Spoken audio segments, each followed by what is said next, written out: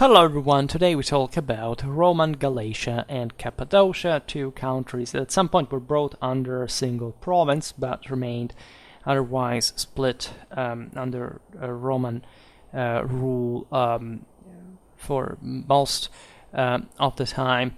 And that had, in fact, also two different backgrounds, right? They came in contact with Rome with different circumstances, albeit they were accommodated by their location, their bordering, by the way, in Asia Minor, and the broader international implications of that position during the Roman expansion. So we will treat first Galatia, then Cappadocia, but of course these two stories are, as you will notice, intertwined, right?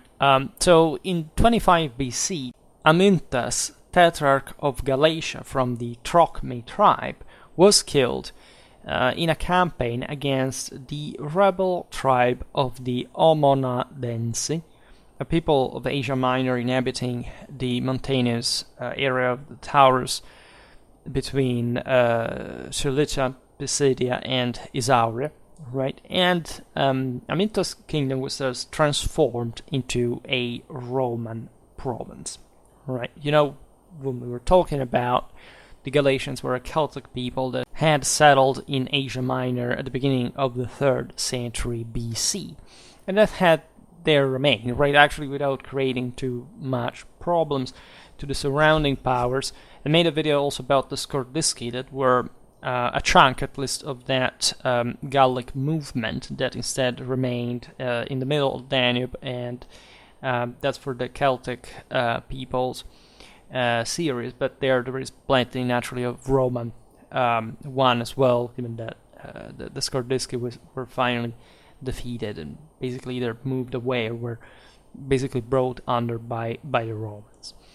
By this point, they had substantially, entered at least the Mediterranean kind of civilizational space. They lived pretty much as they had always done, right? They did the modifications, right, in the Anatolian hinterland of the originary Celtic customs are not particularly known, but as we will see, this was not a particularly developed area, so basically they remained with their own traditions and so on.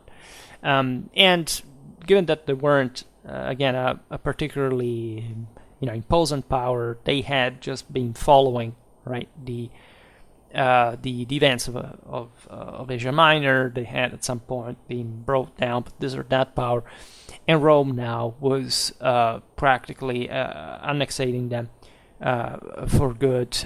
Amyntas had been placed on the throne by Antonius after the death of Deiotarus, right, the former tetrarch. The authority of the ruler extended essentially over the three main Galatian ethnic groups that were the Tectosagi, the Trochmi, and the Tolistoagi or Tolistobogi.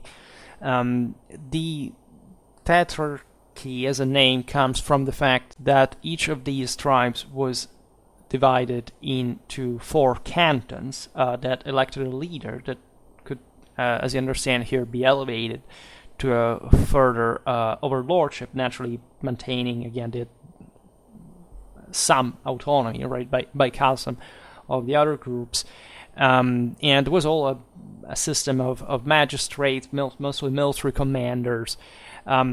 And the Celtic tribes, again, that had crossed the Hellespont in 278, had settled in this place that stretched from, let's say, the course of the upper Sangarius, the Sakarya River, to the middle one of the Alis, that is the Kizilirmak.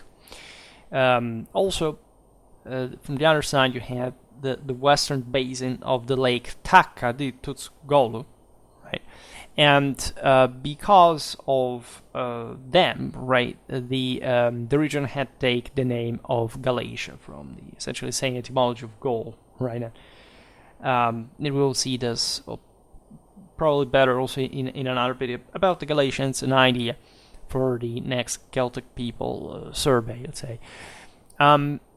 Again, these peoples maintained many typical features of their culture, right? A Celtic dialect is attested in the Galatian interland until the 6th century AD. Interestingly enough, as you know, this place was a source of Roman manpower, right? An entire legion was levied initially from the Romans that had settled in this area.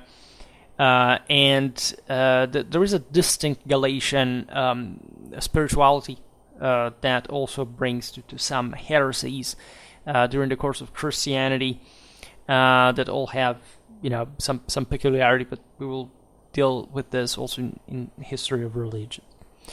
In any case, a relatively peaceful place, telling you the truth. It doesn't matter how bordered by important regions Galatia was. Exactly for this reason, it was an interland place. Cappadocia, as we will see now, had actually a greater strategic importance, so because of the north-south, east-west road system, even though it wasn't a particularly developed region either, but it acquired great significance because of the Parthian frontier, the stationing of 3 Roman legions there, and so on. Now, the boundaries of the newly established Roman province of Galatia would change considerably over time. In fact, in the moment of the creation, the province boundaries largely coincided with those of the had been of the kingdom of Amyntas himself. So they overlap basically with a pre-existing reality, of course, which included Galatia proper, but not only. Also Lycaonia, parts of Phrygia, Pisidia, and Isauria, that were all kind of different in nature. The latter was a continental place that, as you know, was very superficially Romanized, would be a rebellion in late antiquity from these peoples. The others were substantially more advanced, and some had essentially a coastal dimension as well, so very different systems at relatively close distance. And this also explains the southwards expansion of the kingdom, which had also included Pamphylia and the Cilicia Tracheia, right? Which in this case had been the result of a reward from Octavian for Amyntas' defection from Antony in the very battle at Actium, right? So the Galatians stayed with Antony in the triumviral partition, right, in the east. But they switched siding with Octavian at this crucial moment. And of course, again, the south was the preferential direction. In the north, as we'll see, that it was also Pontus, where other areas were already made videos about that province, that would have essentially, they were already compact by themselves, were important Hellenic cities. Towards the south, the situation was a bit more fragmented. There hadn't never been like a real solid power like the Mithridatic one, for example.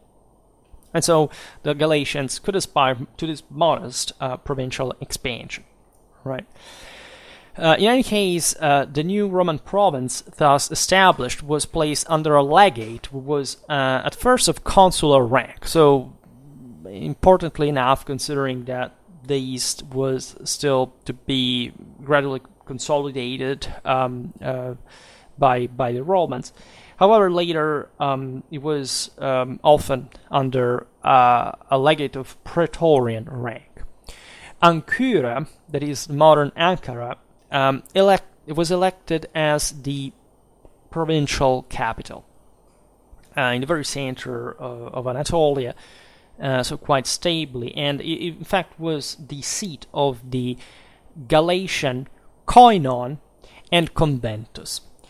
So essentially this Galatian League and the essentially the Roman tribunal of the Galatians, right? So where all the main political issues could be settled between the Roman government and the Galatian subjects.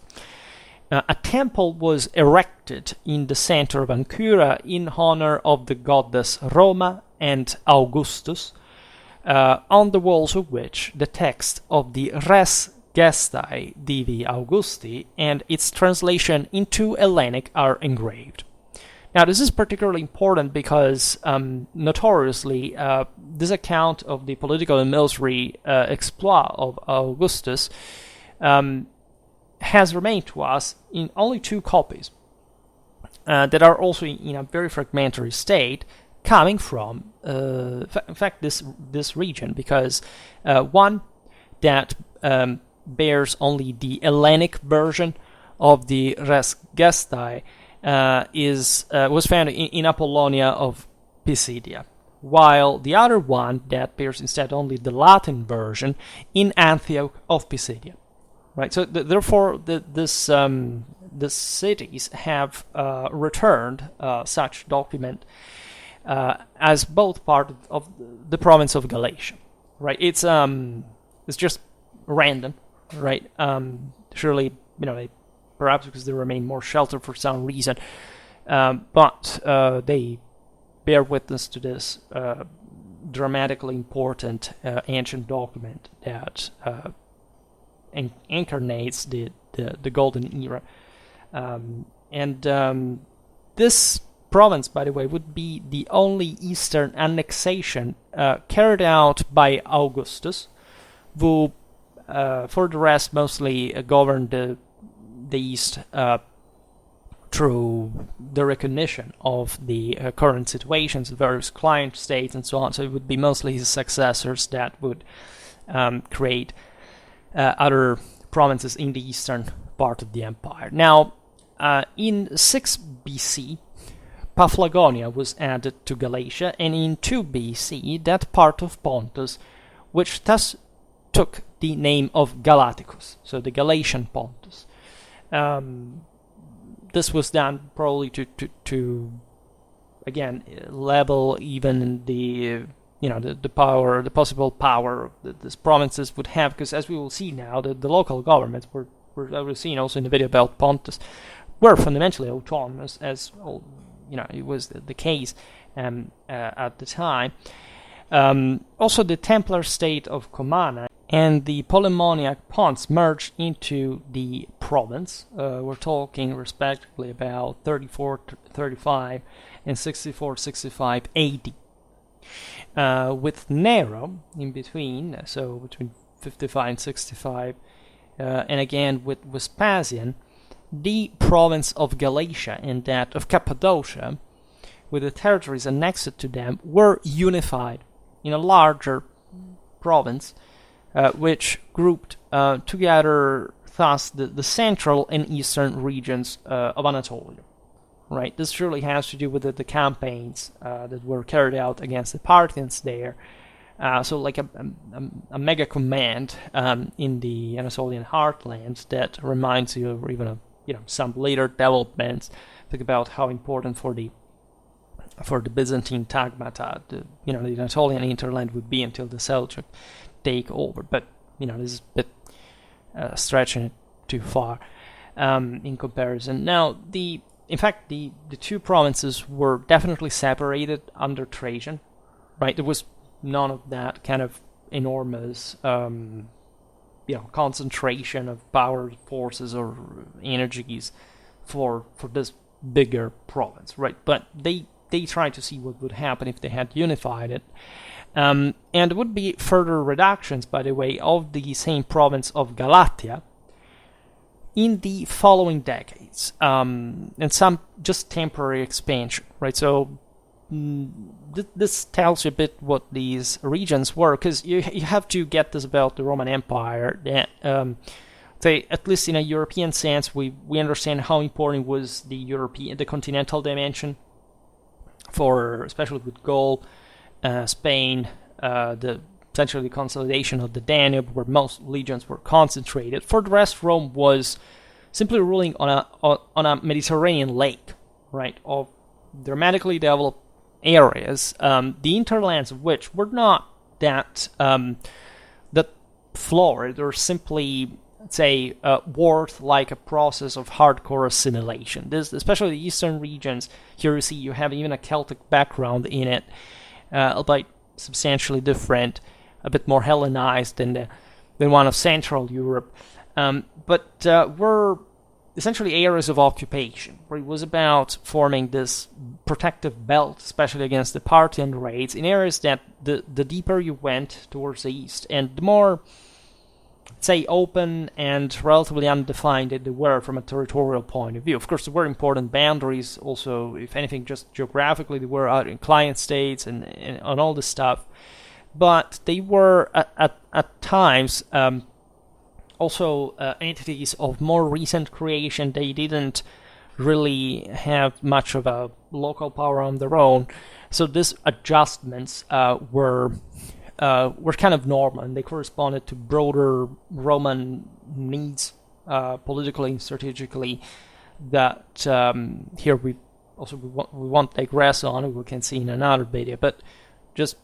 finally, right, Diocletian detached the Phrygia Paroreus and the northern Lycaonia from Galatia, right, too. So further separation of, again, areas that historically had also been, in that sense, separated. The names of these regions are historical on their own. There are all these provincial realities that Galatia had historically not had much in common, before those Roman rewards in the first place. Now, the annexation of Galatia by Rome did not determine the immediate transfer of all the Celtic royal properties to the patrimonium of the princeps, and in fact much remain instead with the heirs of Amyntas. You have seen it just for other realms, right? The Romans would arrive, would occupy, would colonize, but the local country was run normally by an elite that maintained the control on their people, or on their communities. And the Romans were, of course, fine with that. What was the economic profile of Galatia? Well, the main resource of the region was ship breeding, right? This tells you a bit the general profile. The agricultural production of the Mediterranean type was limited by the aridity of the soil. This area will be further worked by the Romans over the centuries. That the medieval Seljuk invasion was brought to a sort of re-desertification of some areas. So, of course, the Romans and the Byzantines had infrastructurally served these areas for improving agriculture, but just per se, right? This was not particularly prospered land, right? There were this, again, cultivation, mostly this ship breeding, of course, agriculture, sanitaries. Some parts of the land were semi-nomadic, or at least transhumant, or something like that. Pliny mentions the Scubelites wine and the Selgiticum, that was a turnip oil, interestingly enough. As in other regions of Anatolia, the urban centers were few. As we said, no major river basin, no extensive agricultural production. As a consequence, the land was most part semi-arid, were mountains. It was a big plateau mostly, right? And there were even volcanoes in Cappadocia, if I'm not wrong. I think also in the south, at least in the southern part of Galatia. And the most important city after Ancyra that we mentioned it before was famously enough Pessinus, if anything, for the city temple dedicated to the cult of the goddess Cybele. Before I said Templar state, which is a term you hardly hear about the cities, but doesn't mean that we're, the Knight Templars from 1 millennium later. It literally means that this centers were revolving around mostly some sanctuaries like this one that was quite famous. I also made a video about Cuba as far as the religion of the Marian legionnaires was concerned, because it was used for reasons now I don't have time to digress, but I made a video about that. If you search it in Schwerpunkt, you will find it. That was mostly, in fact, a Pelagian god, or just, a typically Chthonic agricultural female deity, right? Close to the plebs, would have a great fame in Rome. Her oracle was seemingly quite quoted, let's say, and this just tells you also the far range reach of this Oriental cults, as you know, in the later Roman history. But that's pretty much it, right? There were in the ancient world some prestigious places due to this mostly religious nature. But as we said before, the Templar state means that it's not like a prosperous polis that has a strong body of citizens, whatever. Here there were, by the way, also before the Celtic tribesmen, some other, interland populations without much of that Hellenic taste to it. So it was mostly the symbol, so the landmark, right? It was with the provincialization that Pessinus and Ancura were transformed into real polis, however, by Roman help, let's put it in this way, and that there was a greater urbanization of the territory, thanks to the deduction of Roman colonies, such as Germa and others. Right, so these were bodies of Roman citizens, veterans, were settled there, naturally with all, the infrastructural support for this presence was military in nature. I mean, when you look at colonies deducted in places like this, you know that they still have, properly in the Roman nature of them, differently from others that were kind of more economically biased, a function of military garrison, right? So also keeping the locals under, but watching the eastern frontier, especially. We'll see this later. But of course, it included all kind of civilian functions as well. Roman colonial activity was, however, concentrated in the south of the province, rather. So, not much the wilder interland, but if you want the most fertile, the most prosperous areas. Pisidia wasn't a coastal region historically, but still was significantly connected, and it was also more urbanized, was in fact linked to other colonies in the southern coast through what was known as the Via Sebaste, the construction of which began in 6 BC. Sebaste is the Hellenic equivalent of Augustus, right? That derives from Sebastos, so it's in his honor, of course. Now, the extensive road building program promoted by the Flavians and supported by the Severian Anatolia increased the strategic relevance of Galatia, especially for the communications and for the movement of troops in the Asian territories. This was quite important. They are actually very vast spaces, as we've seen, with not much local infrastructure. There had been previous bases, such as the Achaemenid royal roads, for example, that had been used by the same Alexander, the Seleucids, and in general, of course, other peoples had already tried to cope with this communicational problem, but still, the Romans were, as you know, the top notch of road construction. So they implemented the communications within these regions quite strongly, because it was really easy logistically to move troops from Rome to, say, the province of Asia, on the Aegean, on the coast of Asia Minor. But when it took to to speed them to Syria, for example, or to Armenia, right? So even more continental places, you really needed to cross the Anatolia entirely, and the hinterland was that relatively impervious that the Flavians, especially, that were consolidating also an empire, was gradually compacting, also imposing itself on the various client states that were absorbed finally by direct Roman rule and so on. Cared particularly about this with the deployment of military forces. In fact, the permanent stationing of legions in Galatia was limited in the Augustan period, when the 7th Legion, the Gemina, was present, but in northern Pisidia.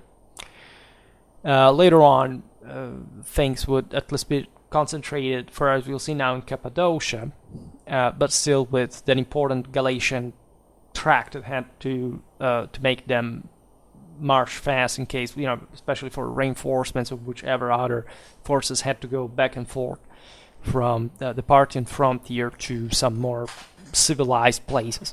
Now, the invasions of the Goths and the Sassanids in the mid-3rd century extended as far as Galatia. Right, as you know, at this point, the enemies of Rome had achieved a much greater strategic projectional capacity. The Goths had been established in their own kingdom on the northern shores of the Black Sea. We made some videos about that just recently, and they raided basically the entire, also from the Danube. They were scattered like in different groups as well. So the entire eastern part, so in the Balkans, in Asia Minor. The other peoples like the Sarmatians, right, had at some point infested these places. The Romans had kept them out, but with Sassanids things changed, because at least in Parthian times their Sassanids were notoriously incapable, especially as territorial annexation was concerned, polyursenics, etc. The Sassanians instead re-emerged with a even probably more distinct kind of sense of Achaemenid legacy, and apparently exploiting successfully a lot of Roman turcoat engineers, let's put it in this way. So they became like the greatest threat the Romans could face, albeit still the Romans were objectively the stronger ones.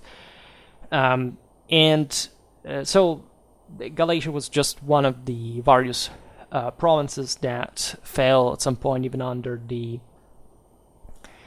for example, the kingdom of Palmyra, the aforementioned Sassanian expansion, like many territories in Asia Minor, including Galatia, were taken over temporarily by Zenobia before Aurelian brought the entire region back into Roman hands.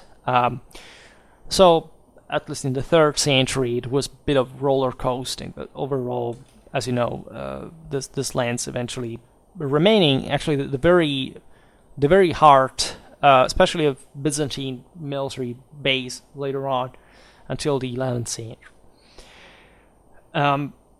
Passing to Cappadocia, we can say that among the eastern regions annexed by the empire, this country was distinguished by the mountainous nature of its territory and by its vastness, in a way, because it straddled different massives. Again, it was quite complex. It had a sort of L shape, and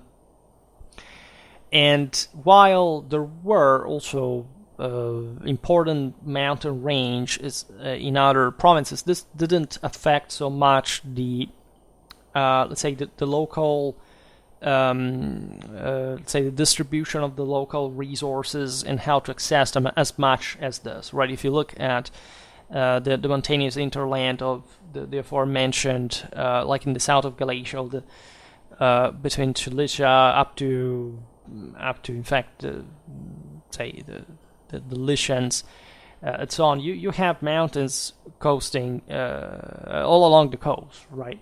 But you have a major road going from east to west. They do not create much problem. There's not much in the mountains in the first place. Cappadocia was a bit different. The central part of the region is occupied by a plateau of about 1,000 meters in height, dominated by the what was known at the time the Mount Erciyes, that is 3,916 meters high. The ancient Argiles often depicted on the coins of the city of Caesarea. I inserted a picture of that from the time of Marcus Aurelius. The Taurus Daglan, that is, the Taurus mountain range, extends into the southern part of Cappadocia, separating it from Cilicia and the Commagene. There was another eastern kingdom in the southeast. To the north, along the two banks of the Kizilirmak, that is the Alus River, the Gurlevik Daci and the Ak Daci, the mountains which, according to Strabo, mark the border with Pontus, rise. The Tutsgolu, that is the Great Salt Lake formerly known as Stata, divided Cappadocia to the northwest from Galatia, to the southwest from Phrygia and Lycaonia, while the Euphrates River formed the extreme eastern border of the region.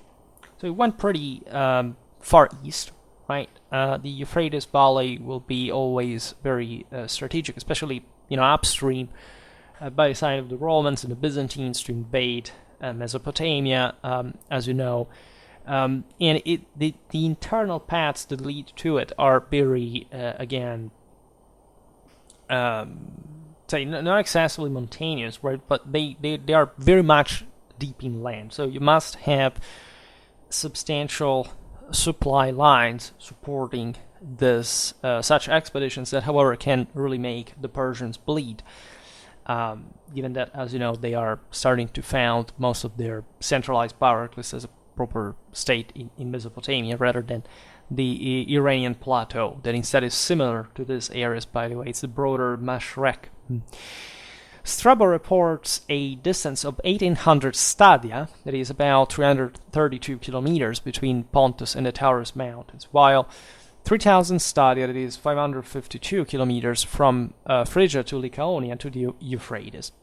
So this gives you an idea of the distances. This large area corresponds to the current Turkish provinces of Aksaray, Kayseri. So you see there's the names: this Caesarea, Ktehir, Nevsehir, Nigde, and Malatia, Melitene. It also includes part of the other neighboring provinces, by the way. So it's really a frontier area. These lands had been ruled for more than 2 centuries by the dynasties of Iranian origin of the Ariaratids and the Ariobarzanes. These areas, yes, have historically been exposed very much to the broader Iranian invasions. Naturally, they had been part of the Persian Empire, so together with Hellenism, before the Roman arrival. That's basically the background they had gone. They were almost feudal systems to a degree. The last representative of the Ariobarzanes, Ariarates X, had been removed from the throne in 36 BC by Antony, who had replaced him with the Pontic nobleman Archelaus, which also shows a bit there the means of the methods of the Romans, let's say, but also the say preference given to a Pontic ruler over this kind of further eastern one, probably for the sake of that there were specific political contingencies there, but still the Romans preferred more Hellenistic powers to these quasi-Persian ones, against which they were mostly fighting, however, they were not trusting, especially in such a remote frontier. After half a century of reign, which was unspeakably long for the time, Archelaus was deposed by Tiberius. Right, so imagine, not even dying under Tiberius, but properly being just removed from the throne after, by the time of the second triumvirate, and the reason, by the way, also in this case, had been revolt, because also whichever rule you would implant in these lands would require at least the support of the local nobility, and even though the Romans used the Iron Fist, again, this was a pretty decentralized area.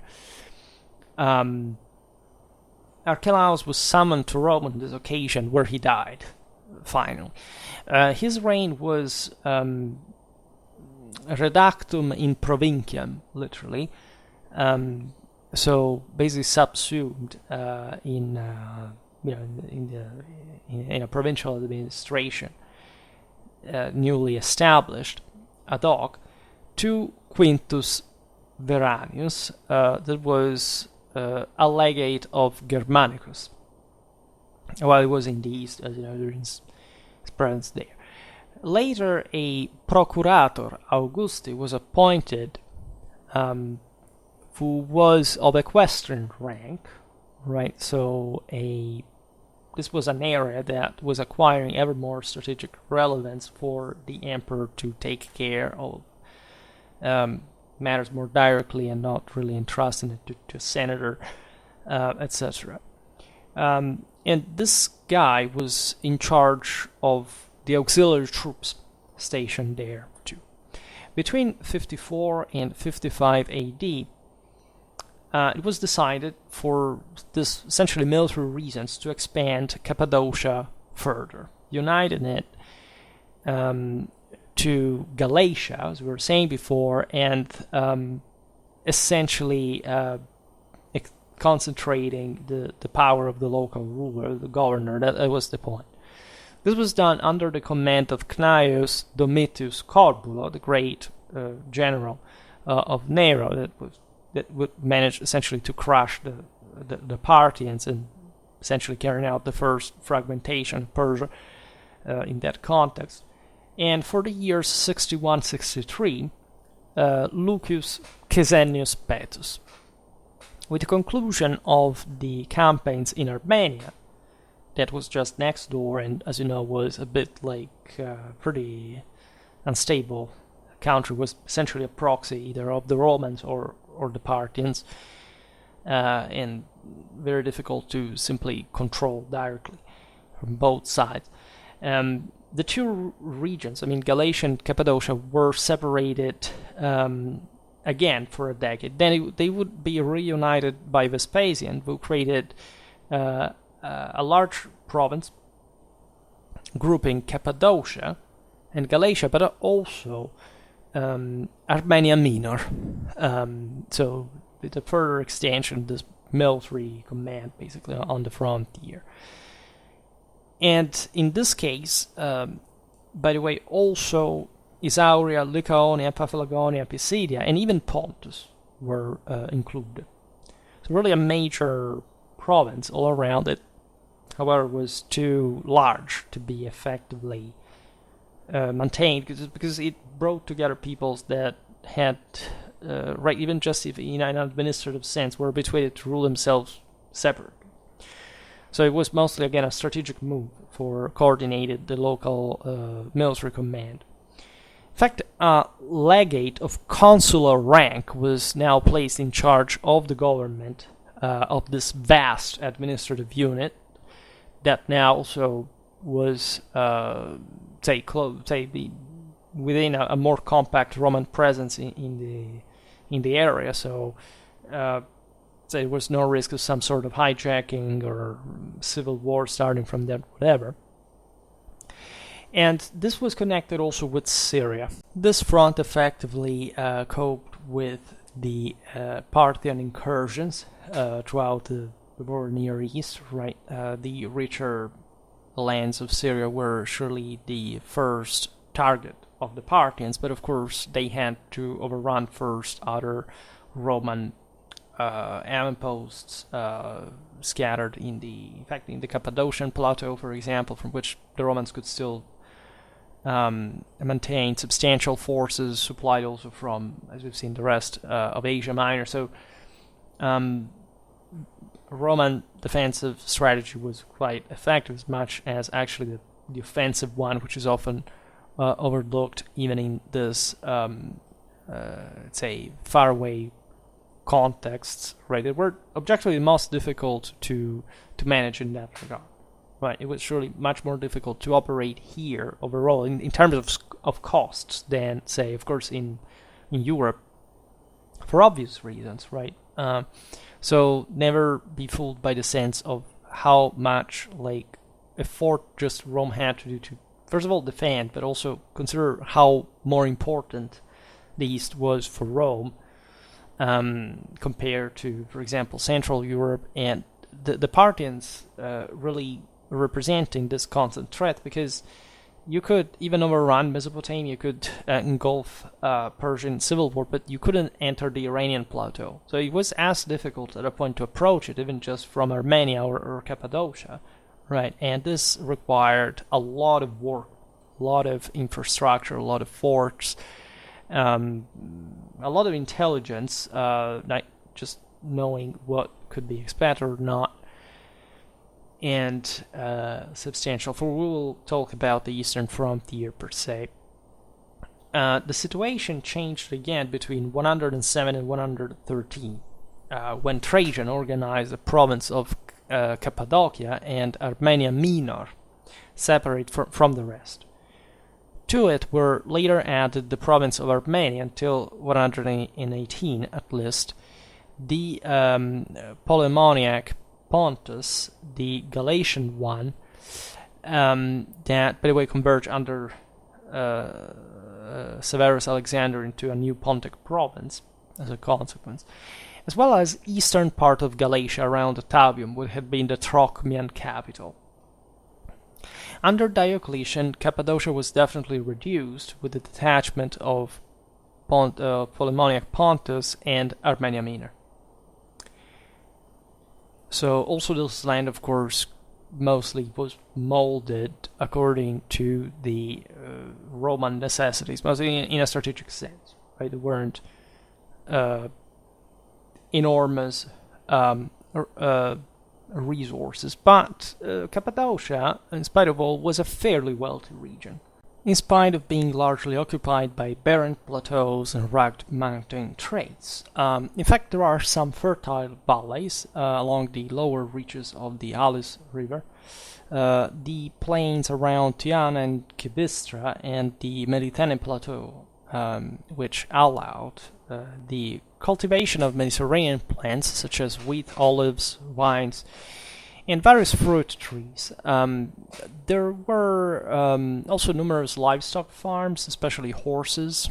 The local rulers had historically been good at heavy cavalry. There was also a cataphract tradition, historic, because of the essentially feudal profile of this land. That could eventually also concentrate enough surplus for such exploit. And this helped the presence of the Roman legions logistically.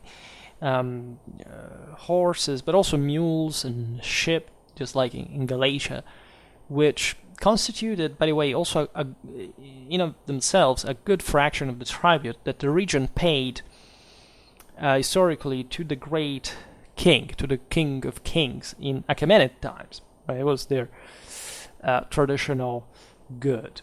But, and interestingly enough, especially for the Romans and their mining capacities, the hydraulic ones, at least what they could invest for it, there were silver, iron, minium, rock, salt, onyx, and various type of quartz mines.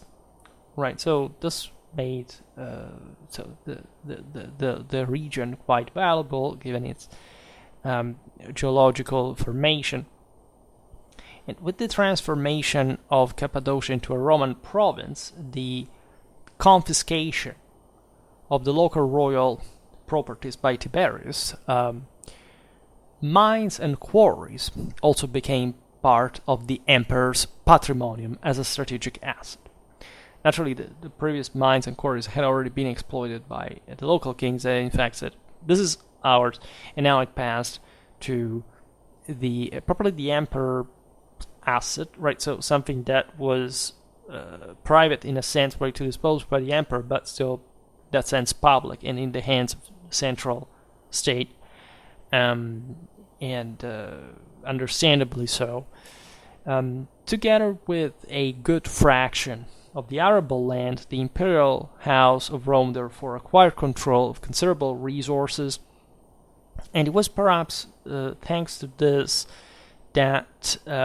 wealth that Tiberius decided to reduce the tribute paid by the Cappadocians to Rome, which, given the relatively, as we've seen, not really unloyal, but still far away and somehow culturally different land, that could ease the relations with the occupants and consolidate further control on the region. In the administrative organization of the country, the Romans also took advantage of the pre-existing Achaemenid and Hellenistic structures. The division into 10 strategies, so some local military districts, was maintained, for example, at Mazzacca, that was the most important center as well as the capital of the kingdom. Archelaus of Pontus had renamed her Caesarea, so it's just like, historically would remain an imposing fortress, as you know, to later times, also in the Byzantine era, that was bit like the cornerstone of most, in fact, of the Roman control of Anatolia, the Armenian, Syrian frontiers, right? So a really great importance, where in fact the center had already Mazzacca/Caesarea was apparently chosen. We're not entirely sure of it, but it seems so, as the seat of the Roman governor as well as the one of the local koinon.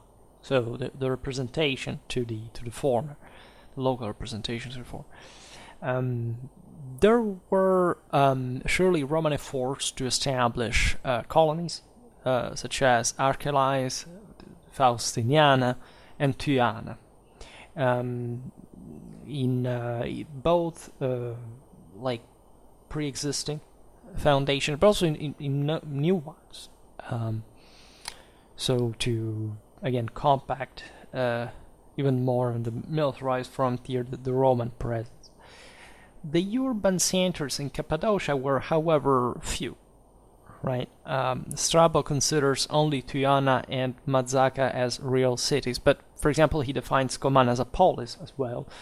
So we can imagine this sort of burrs, or say hilltops, fortificated. These were advanced places. They were not, were important infrastructural centers in the first place. But again, the resources of the territory were so relatively limited.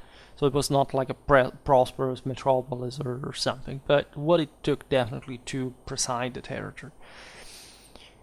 Despite the Roman impetus, in fact, Cappadocia still remained a sparsely urbanized region, dominated mostly by just village communities scattered across the land. Some of these were properties of the ancient Templar state, by the way, so again, this sort of feudal theocracy, or at least the centers dominated by specific centuries and let's say, regimes that, however, maintained an important role in the region because of their prestige as religious centers, and thus also the income that derived from this. The ancient world, so pilgrimages and this kind of, let's say, a trade, religion-connected business, not differently from the Middle Ages. Actually, there was no difference in many regards, and especially in the basics.